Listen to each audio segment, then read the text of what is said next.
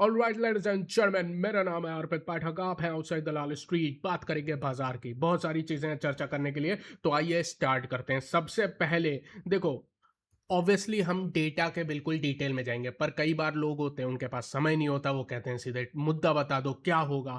तो उनको मैं ऑलरेडी आंसर दूंगा। जिनको ये जानना है कि कल क्या होगा, परसों क्या होगा, अगले हफ्ते क्या होगा, शॉर्ट टर्म में बाजार क्या होगा, कृपया करके मतलब मुझे नहीं पता।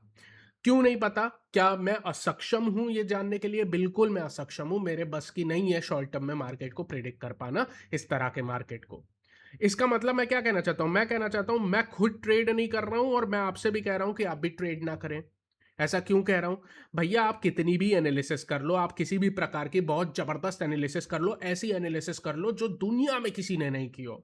कल को डोनाल्ड ट्रंप उठ के आएगा, कुछ बोल देगा, कोई खबर आ जाएगी, कोई अखबार खबर चला देगा, कोई न्यूज़ चैनल अपने यहाँ कोई पॉजिटिव ट्विस्ट दे देगा।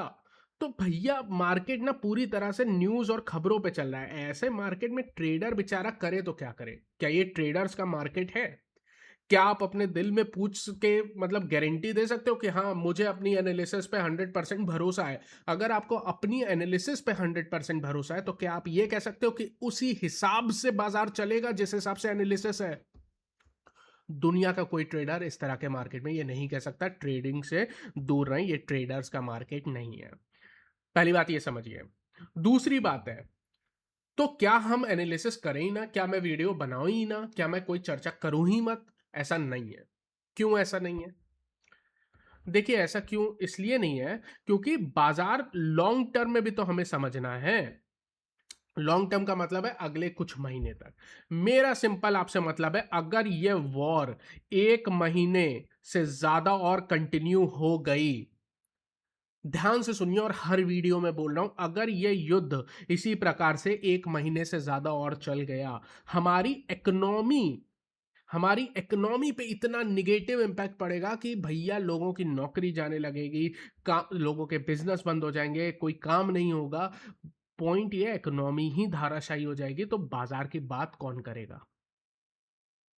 मेरा आपसे ये कहने का मतलब है, अगर आप एक भारतीय हैं, मिडिल क्लास हैं, देखिए हमारे यहाँ भी भारत दो प्रकार का है। एक जिसके संदा पैसा है, वो भी लोग हैं 1%, उनकी बात नहीं कर रहा हूं मैं। बचे 99%, उनके लिए ये कह रहा हूं, अगर 1 महीना ये युद्ध और चल गया तो भारत के लिए बहुत बड़ी समस्या हो जाएगी। लॉन्ग टर्म में प्रॉब्लम है, लंबे समय में प्रॉब्लम है भारत के लिए। पहले ये समझिएगा, इकोनॉमी की बात कर रहा हूं, बाजार की नहीं। तो आप कहोगे यार देखो अर्पित, हम तुम्हारा वीडियो ना बाजार को समझने के लिए कहते हैं, बाजार के बारे में कुछ बताओ। बाजार के बारे में कल के लिए, फॉर टुमारो, कल के लिए देखिए, हो सकता है बाजार थोड़ा बहुत जंप कर जाए कल परसों शॉर्ट टर्म में। रीजन बिंग दैट बाजार ओवर सोल्ड है, दिख रहा है बाजार ओवर सोल्ड है, नई सीरीज में जा रहे हैं, तो हो सकता है थोड़ा यहां से गिरना रोके या थोड़ा जंप कर जाए। लेकिन क्या उसमें आपको ट्रेड करना चाहिए? ट्रेडिंग के बारे में मैं कह चुका हूं, भैया ट्रेड करो ही मत। जंप कर रहा है करने दो, भाड़ में जाए बाजार। सिंपल कह रहा हूं, भाड़ में जाए बाजार। क्यों कह रहा हूं भाड़ में जाए बाजार? जब हमारी सरकार को फर्क नहीं पड़ता बाजार कहां जाए, तो मुझे क्यों फर्क पड़ेगा? भाड़ में जाए बाजार। सरकार एसटीटी बढ़ाती रहती है, जीएसटी बढ़ाती रहती है। और मैं आपको याद दिला दूं भैया, कल है अप्रैल, अप्रैल शुरू हो रहा है, और अप्रैल से कल एसटीटी में 150% का हाइक आने वाला है। सरकार 150% हाइक करने वाली है। और ये किसको फर्क पड़ेगा? ऑप्शंस एंड फ्यूचर ट्रेडर को, आम आदमी को। पहले सरकार कहती है यहाँ पे आम आदमी पैसा नहीं कमा पा रहा है, 93% लूज होते हैं। अच्छा, 93% लूज करते हैं पैसा, तो सरकार क्या कहती है? सरकार कहती है अबे तुम लूज कर रहे हो तो कोई बात नहीं है, हमें टैक्स 150% और ज्यादा करके दो। मतलब क्या बेवकूफी है! एक तो आम आदमी पैसा लूज कर रहा है, तो कह रहा है, सरकार कह रही है तुम लूज करो, वो तुम्हारी मर्जी, भाड़ में जाओ तुम। लेकिन 100%, 150% ज्यादा एसटीटी हमें दो, हमें अपना टैक्स चाहिए। तो बेसिकली आप समझिए, कल से ये एसटीटी हाइक होने वाला है, तो सरकार बाजार के लिए कहती है हमें फर्क नहीं पड़ता। बाजार एफआईआई, सरकार ने एफआईआई को बिल्कुल किस तरह से भगा दिया है वो आप जानते ही हैं। तो सरकार को फर्क नहीं पड़ता है बाजार से, इसीलिए 1.5-2 साल से बाजार कुछ भी नहीं कर रहा, कुछ भी नहीं कर रहा। तो सरकार को कोई फर्क भी नहीं है। सरकार ने कभी नहीं बोला कि हम बाजार को बचाने के लिए क्या करेंगे। जिनको याद है, तो चुनाव के पहले सरकार ने कुछ कहा था, मैं इतनी गहराई में नहीं जाऊँगा, बस मुझे कुछ याद आ रहा है कि सरकार के बहुत बड़े-बड़े लोगों ने कहा था बाज़ार के बारे में कुछ। क्या कहा था मुझे नहीं पता, वो तो आप बताइए। लेकिन जब से उन्होंने कहा तब से बाज़ार ऊपर नहीं गया है। और एंटी मार्केट एक्टिविटी की है सरकार ने द्वारा, मतलब सरकार को बाजार से फर्क नहीं पड़ता। जब सरकार को नहीं फर्क पड़ता, सरकार आपको लूटने के चक्कर में है, तो आप क्यों ट्रेड करके सरकार को टैक्स दे रहे हैं? मेरा पॉइंट ये है, वो भी इस तरह के मार्केट में जहां हमें खुद नहीं पता क्या होने वाला है। तो शॉर्ट टर्म में समझिए, शॉर्ट टर्म में हो सकता है यहाँ से बाउंस आए, हो सकता है कल बाउंस आए, हो सकता है थोड़ा गिरना बंद करे, कल बाउंस आए, क्योंकि मैं चीजें बताऊंगा आपको, बाजार ओवरसोल्ड है। लेकिन लॉन्ग टर्म में अगर ये वॉर रुका नहीं तो हम खत्म, मतलब अर्थव्यवस्था पे बहुत बुरी मार पड़ जाएगी। तो मैं सिंपल कहता हूं, ये वॉर रुकना जरूरी है फॉर एवरी इंडियन। प्रे करिए कि ये वॉर रुके, बस इतना ही कहना चाहता हूं। अब बाजार से रिलेटेड बातों की चर्चा स्टार्ट करते हैं। सबसे पहले समझिएगा, लॉन्ग मतलब एक ऐसे समझिए, शॉर्ट टर्म में हो सकता है बाउंस आ जाए, रीजन बिंग दैट कि बाजार ओवरसोल्ड है। लेकिन लॉन्ग टर्म में कंडीशन ये है कि अगर ये वॉर चलता रहा तो बाजार इसी तरह से निगेटिव चलेगा, आपको रिटर्न नहीं आएंगे। पिछले 1.5 साल से 2 साल से कोई रिटर्न नहीं आया, आगे भी रिटर्न आना बड़ा मुश्किल है अगर इसी तरह से चीजें चलती रही। ये मैं आपसे कहना चाहता हूं। अब पहले खबरों की चर्चा कर लें। सबसे पहले वॉर की खबर। वॉर की खबर में कोई नया डेवलपमेंट नहीं है। कब एक तरफ खबर आ रही है कि हो सकता है वॉर रुकने की खबर आ रही है, मतलब कुछ पॉजिटिव डेवलपमेंट आ रहे हैं। अब क्या डेवलपमेंट आ रहे हैं पता नहीं, लेकिन छप के ये आ रहा है कि कुछ पॉजिटिव न्यूज आ रही है। अच्छा, क्या हम ये न्यूज को पकड़े? नहीं, मैं आपको ट्रिगर्स बताऊंगा जिनको देख के आपको न्यूज पकड़ना है, पहले ये समझिए। तो आइए इसी की बात कर लेते हैं। खबर कुछ भी हो, आई डू नॉट केयर। अगर अच्छी खबर है तो सबसे पहला काम होगा कि क्रूड ऑयल नीचे गिरेगा। क्या नीचे गिरेगा? Crude oil. तो क्या क्रूड ऑयल नीचे गिरा है? दोस्तों, क्या क्रूड ऑयल नीचे गिरा है? जी हाँ, क्रूड ऑयल नीचे गिरा है।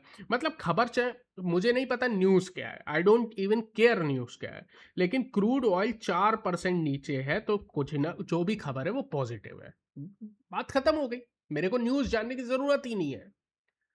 क्रूड नीचे गिरा है, ये पॉजिटिव है। क्या इसका इंपैक्ट हमारे बाजार पे पॉजिटिव पड़ेगा? बिल्कुल पड़ेगा, क्यों नहीं पड़ेगा? अच्छी बात है। अगर इसी तरह से 4% नीचे रहता है, ये पॉजिटिव है। दूसरा ट्रिगर देखिएगा, डॉलर इंडेक्स। डॉलर इंडेक्स और मजबूत नहीं होना चाहिए। डॉलर इंडेक्स 100 का आंकड़ा पार नहीं कर पा रहा अपना रेजिस्टेंस लेवल को, और वहां से नीचे गिर रहा है। डॉलर इंडेक्स में भी ½ % की गिरावट है। क्या ये पॉजिटिव हो? बिल्कुल पॉजिटिव है। तो समझिएगा, क्रूड नीचे गिरा है, पॉजिटिव है। डॉलर इंडेक्स आज के लिए नीचे गिरा है, जो कि पॉजिटिव है। ये दोनों पॉजिटिव फैक्टर निफ्टी को पॉजिटिव खुलाने का दम रखते हैं। बात खत्म, कुछ नहीं एनालिसिस करनी है। अगर मुझे पता है क्रूड नीचे गिर रहा है, डॉलर इंडेक्स नीचे गिर रहा है, तो हम ठीक है, हमें सपोर्ट मिलेगा। सिंपल, बात खत्म है। अनटिल एंड अनलेस कोई न्यूज ना आ जाए, भैया न्यूज आ जाएगी सब फेल हो जाएगा, समझिएगा ये बात। बट एनीवेज, अगर न्यूज नहीं आई तब तक ये पॉजिटिव है। दूसरी चीज, जो भी खबर आई है उससे रुपए मजबूत हुआ है। भैया क्रूड गिर गया, रुपए मजबूत हो गया, और क्या चाहिए लाइफ में? अच्छी बात है, बहुत पॉजिटिव है। अच्छा, आपको लगता होगा रुपए मजबूत हो रहा है आरबीआई के एक्शन से, उसकी बात मैं करूंगा, लेकिन सिर्फ आरबीआई के एक्शन से नहीं हो रहा, क्योंकि अमेरिका में भी बॉन्ड यील्ड गिर रही है, और डॉलर इंडेक्स गिर रहा है, और क्रूड गिर रहा है। तो ये बता रहा है कि ये इंडिया का मैटर नहीं है। कोई ना कोई ईरान के वॉर से कोई ना कोई न्यूज या तो आई होगी, या तो मैनुपुलेट करने के लिए कोई न्यूज सर्कुलेट की होगी, जिसका पॉजिटिव इंपैक्ट हो रहा है। उससे यूएस की बॉन्ड यील्ड गिर रही है, डॉलर इंडेक्स गिर रहा है, और क्रूड गिर रहा है। ये तीनों का गिरना इक्विटी मार्केट के लिए पॉजिटिव है, ग्लोबल इक्विटी मार्केट के लिए पॉजिटिव है, यानी कल के लिए पॉजिटिव संकेत आ रहे हैं। दूसरी बात है, यहां तक है। अब देखिए, आज गोल्ड भी बढ़ रहा है, अगेन पॉजिटिविटी आ रही है कहीं ना कहीं से। मतलब कोई ना कोई ऐसी, मुझे लिटरली नहीं पता है खबर क्या है, पर जो भी खबर है कल के लिए तो पॉजिटिव खबर आ रही है। सिंपल, इससे क्या होगा, हम इतना गिरने के बाद हो सकता हो थोड़ा गिरना रोकें। क्या इससे ज्यादा मुझे कोई उम्मीद है? मुझे कोई उम्मीद नहीं है। जब तक मुझे 100% गारंटी नहीं हो जाती कि भैया वॉर रुक गया है, तब तक मैं कोई निर्णय नहीं लूंगा, तब तक मैं मतलब थोड़ा बाजार से दूर रहूंगा।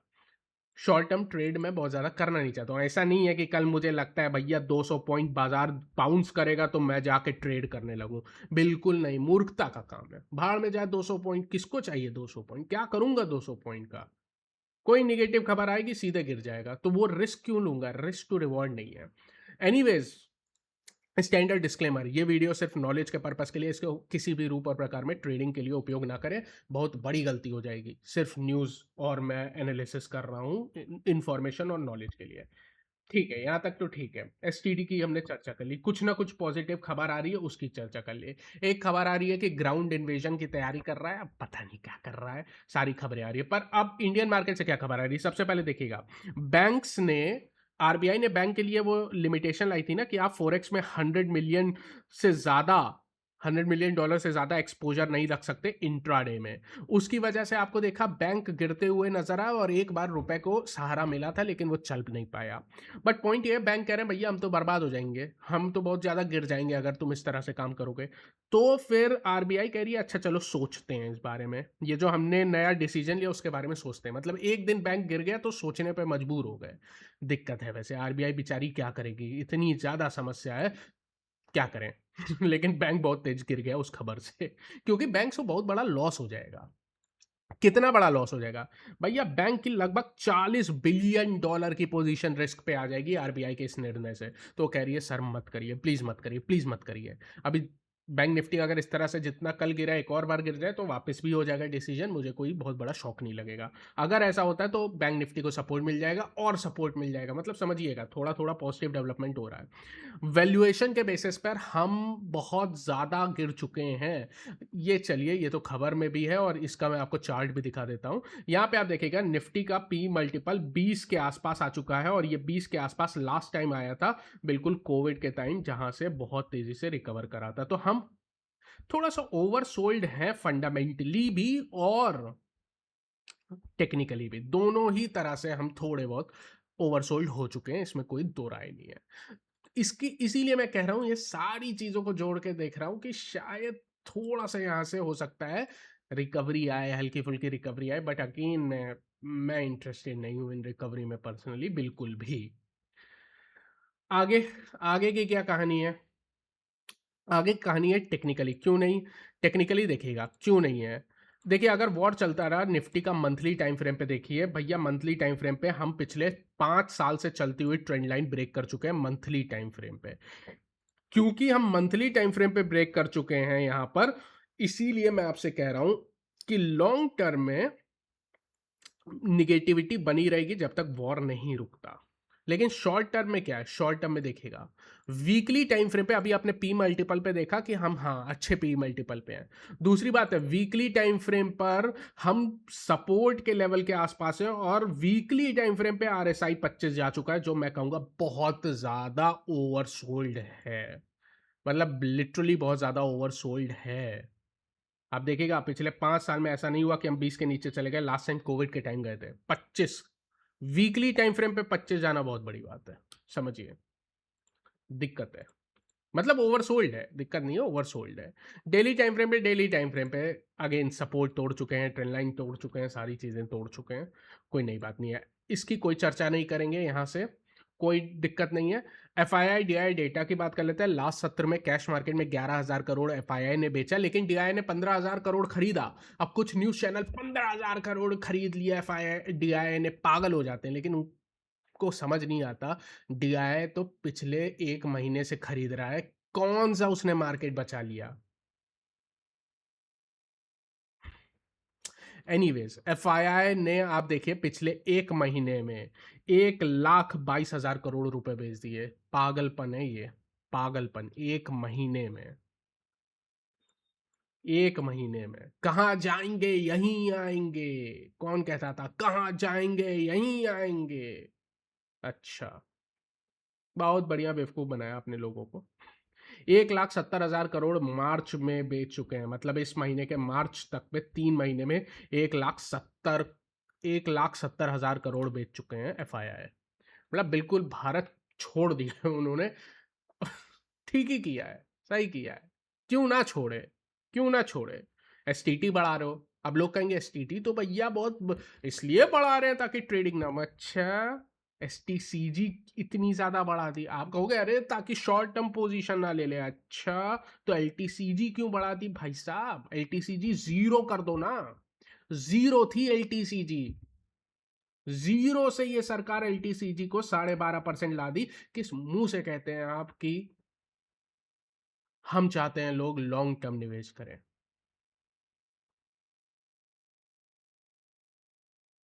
इसी सरकार ने किया है, उससे पहले एलटीसीजी जीरो थी, याद रखिएगा, इसको भूलिएगा मत। एनीवेज, तो पॉइंट है क्या क्या और कुछ चर्चा करने के लिए बचा है? कुछ चर्चा के लिए नहीं बचा है। कल के लिए थोड़े पॉजिटिव संकेत हैं, हो सकता है थोड़ी रिकवरी आए, थोड़े हम ओवरसोल्ड हैं, लेकिन लॉन्ग टर्म में अगर बॉल चलती रही तो हमारे लिए निगेटिव है। पर मैं कहूंगा थोड़ा सा यहाँ से बाउंस आना चाहिए। मैं लिटरली, अगर अगर लिटरली ये बाजार 600 पॉइंट और गिर जाता और 21,700 से 21,800 की रेंज में आता, बहुत ही तगड़ा सपोर्ट है 21,700 से 21,800 का रेंज। आप कहोगे अरे 600 पॉइंट ऊपर है। देखो, इन्वेस्टिंग के लिए 600 पॉइंट कोई बहुत बड़ी बात नहीं है। क्या ये इन्वेस्टर्स के लिए एक अच्छा लेवल है? यार, इन्वेस्टर तो 26,000 पे खरीद के बड़े खुश थे, 10 एसआईपी चला रहे थे। उनको 22,300 पे एसआईपी नहीं चलानी है, उनको 22,300 पे एसआईपी नहीं चलानी है। क्या ये बुरा लेवल है? मैं इसका आंसर तो नहीं दूंगा, पर मैं कहूंगा यार ठीक है, अच्छे लेवल्स हैं, अच्छे लेवल्स हैं, सपोर्ट के पास हैं। फंडामेंटली पी रेशियो अच्छा हो चुका है, टेक्निकली आप एक सपोर्ट के पास हैं। इंडेक्स लेवल पर इन्वेस्टर्स के लिए कुछ अपॉर्चुनिटी बनते हुए दिख रही है, पूरी नहीं, लेकिन अब आप कहीं ना कहीं से तो अपना एलोकेशन शुरू करोगे। अगर आपको 100 रुपए बाजार में डालना था, तो ऐसा तो होगा नहीं किसी दिन खुद कोई भगवान सपने में आएंगे और कहेंगे बेटा यही बॉटम है और यही 100 रुपए डाल दो। ऐसा तो होगा नहीं, कहीं कहीं से तो पैसा डालना शुरू करोगे। 100 रुपए एक साथ डालो, ऐसा किसी ने माँ कसम तो खिलाई नहीं आपको। तो हो सकता है कुछ इंटेलिजेंट इन्वेस्टर ऐसा करें कि इस लेवल पर 10 रुपए या 20 रुपए डाल दें, अगर फिर नीचे आए तो 20 रुपए 30 रुपए और डाल दें। कहीं से तो पैसा डालना शुरू करेगा, अगर उसे भारतीय बाजार में रहना है तो। इन्वेस्टर्स के लिए ठीक है, मतलब मैं कहूँगा थोड़ी बहुत अपॉर्चुनिटी है, हल्की सी अपॉर्चुनिटी इन्वेस्टर्स के लिए है। और ऐसे ही समय पे तो इन्वेस्टर्स को पैसा डालना चाहिए। और कब डालोगे, और कब डालोगे? तो देर इज अपॉर्चुनिटी, लेवल्स भी अच्छे हैं। अब आप 21,700 800 के जो सपोर्ट है उससे बहुत ज़्यादा दूर नहीं हो, मात्र 2% का यहाँ से जगह बचती है। कुछ एलोकेशन क्या इन्वेस्टर्स कर सकते हैं मेरे हिसाब से। अगर 26,000 25,000 पे लोग कर रहे थे तो इस पे उनकी सोच है, कर सकते हैं चाहे नहीं कर सकते, वो सोच है। पर आप समझ रहे होगे मैं कहना क्या चाहता हूँ। It's not a bad level, it's not a bad level. काफी गिर चुके हो, क्या और नहीं गिर सकते? बिल्कुल यार, वॉर चलती रहेगी तो हम बिल्कुल गिर सकते हैं, हो सकता है गिरते गिरते खत्म हो जाए, लेकिन नो बडी नोज। पॉइंट ये कहीं ना कहीं से 10 रुपए तो डालोगे ही 100 रुपए का। क्या ये बुरा लेवल है? नहीं, बहुत बुरा लेवल नहीं है, नहीं बहुत बुरा लेवल नहीं है। ये सपोर्ट थी, उसके लगभग लगभग 2% के ऊपर हैं हम। It's not a bad level, कुछ ना कुछ सपोर्ट आना चाहिए, हम हर तरफ से ओवरसोल्ड हैं। बट अगर समझिएगा, अगर कोई खबर ऐसी आ जाती है इस महीने हम 21,700 को भी तोड़ देते हैं, तब भैया बहुत दिक्कत है। यही सबसे बड़ा सपोर्ट है 21,700 800, जिसके आप बहुत नजदीक हैं इन्वेस्टिंग टर्म्स में। ट्रेडर्स के लिए इस समय बात नहीं कर रहा, क्योंकि मैं खुद ही कह रहा हूँ ट्रेडिंग के लिए मार्केट नहीं है। खैर, एक ही बात रिपीट कर करके आप भी बोर हो गए होंगे, आप भी कहते होंगे बहुत लंबा वीडियो बनाते हो। यार, कोई स्क्रिप्ट नहीं है, कोई कुछ नहीं करता हूँ। देखो, वीडियो के लिए कुछ नहीं करता हूँ, बस ऐसे रिसर्च करता हूँ हर दिन, बस रिसर्च करता हूँ और आपके सामने आ जाता हूँ। कोई स्क्रिप्ट तो होती नहीं है, बस मुझे मार्केट में एनालिसिस होती है, पूरी न्यूज़ देखता हूँ, ट्रिगर्स देखता हूँ, अर्थव्यवस्था देखता हूँ, सारी चीज़ों देखने के बाद बोलता रहता हूँ, बस इतनी बात है। Thank you so much, like subscribe कर दीजिएगा। Take care, bye bye. Late हो गया है।